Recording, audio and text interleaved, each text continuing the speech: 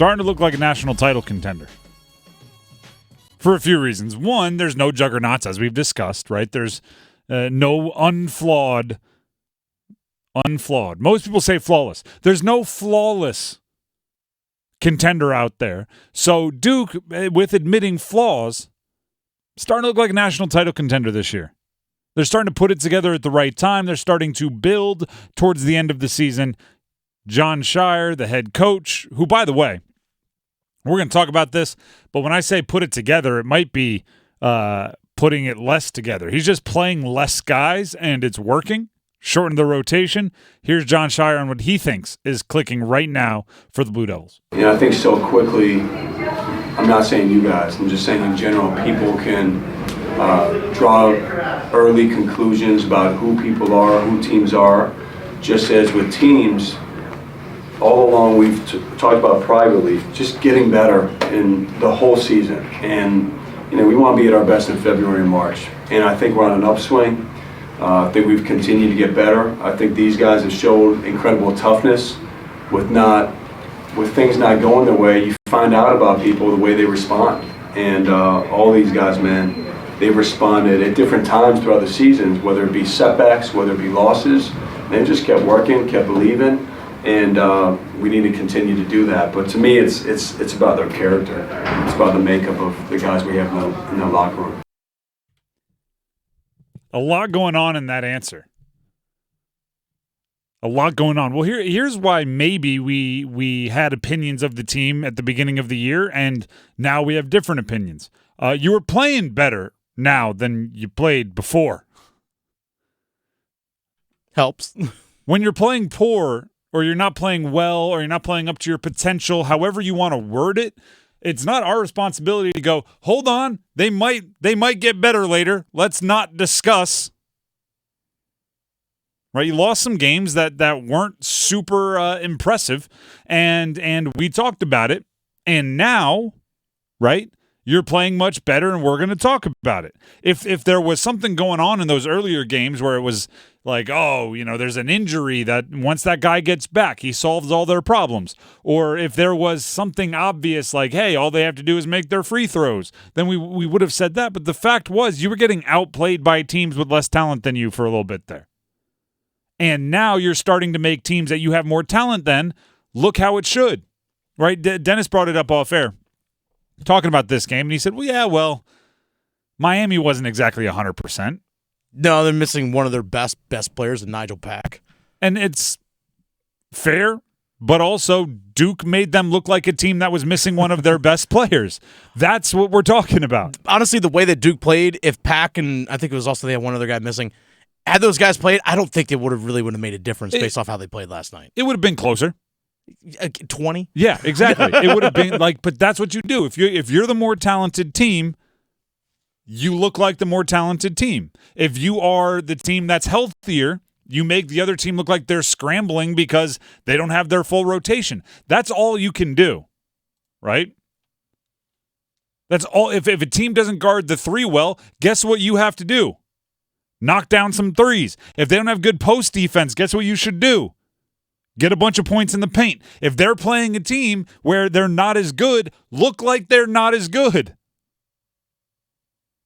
I want to talk about Jared McCain because Jared McCain was coming off a 35-point game where he broke a bunch of records. Jared McCain was coming off being anointed a lot of things. Quiet game production-wise for McCain. From like a baseball card stat, right? I call them baseball cards because, you go back to pre-analytics. Baseball was all about home runs, RBI, batting average, right? Now we have 900 different stats. Yeah. But it's for basketball, the baseball stats are points, rebounds, assists, right? From that very basic look at the game, McCain had a quiet game. I still like what he did, though. I still like that he was out there, by the way, tied for the team lead in minutes. I still like that he brought the swagger, right? He brought the attitude. That's what this team was missing early in the year. Jared McCain had, 7 points scored? Mm-hmm. If you watch the game, I think you could name all 7. You're like, he hit his first 3. Everybody knows, pretty exciting. He had the dunk. We're up to 5 already. Like when all of his points are energy points, right? They ignite the team. They ignite the crowd. They or quiet the crowd since they're on the road. When all of those points are that way, and he was doing the little things. Like 5 minutes left in the game. Game's already out of reach. It's, I don't know, 25 points. I'm just picking a number. Game's already out of reach. Duke, I mean, they really didn't even go to their bench even once it was decided very much. Sean Stewart played a little bit. That was about all. But game's decided, like 5 minutes left in the game. Ball is bouncing out of bounds under Duke's basket. The basket Duke's going to score on. Jared McCain, who, by the way, as a guard, most guards in that situation aren't even mixing it up down low. But he's down there chasing rebounds. Dennis has pointed that out a bit. Mm-hmm. As far as guards go, he loves getting 10 rebounds more than just about any other guard. So he's down there mixing it up. Ball's bouncing out of bounds. He hustles, jumps, saves it just barely. But guess what? Saving it under your own basket, always a good deal. Ball finds its way into one of his teammates' hands. They find a cutting Proctor. Proctor gets a bucket. There is nothing on the stat sheet that goes to Jared McCain there. If it were hockey, he would get an assist. He would get the second assist there. but nothing goes there. And I love that from McCain. This is a blowout in a game that he doesn't have a great individual stat performance. He's a guard, so nobody would look at him and go, geez, didn't get a rebound. But he put the effort in, didn't get the rebound, just tipped it in, saved it to a teammate, got his teammate the ball, who got the ball to his other teammate to score, Proctor. That's what I love about McCain. And that's why I think he should be the engine. Mitchell, Filipowski, they can be the guys down low. They can score a bunch of points. Proctor off the bench seems to be doing better as when healthy as of late. Roach can be the shooter. All that can take place, but Jared McCain has to be the attitude. And yes, as I mentioned, they've shortened the heck out of their rotation. Mm-hmm. It is 5 guys. I know Stewart played like 10 minutes, but that was a product of the game flow. In a game that matters, it's going to be 6 guys, 5.5.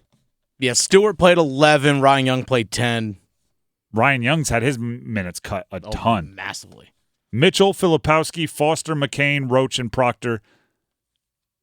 To quote Norman Dale in Hoosiers, my team is on the floor. Right? That's who Duke has hitched their wagon to, and it's a measure of endurance from this point forward. Can those 6 guys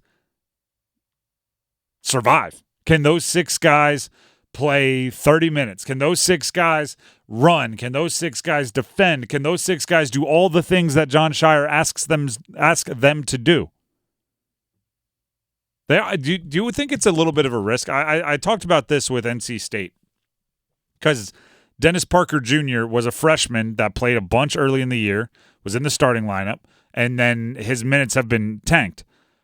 Stewart and TJ Power, they're not guys that had their minutes cut a ton. They just never really had big minutes. In modern college basketball, I'm not sure they're going to hang around. Then this is not exclusive to Duke. If I saw a 5-star or a high 4-star recruit not playing at any school in the country, I would go, I'm sure they would have options. Right? And that's not, I don't know I know Sean Stewart's from Orlando because my parents lived down there and he was a big-time recruit. I don't know them personally. But I do know 5-stars don't sit on the bench often. And it might not matter for Duke because it's like, you want to leave? Fine. We got Cooper Flagg. We got Evans. We got this guy. We got that guy. They're all coming in next year. But it is an interesting decision when a coach kind of settles in on not playing a guy who definitely would play on most teams in the country.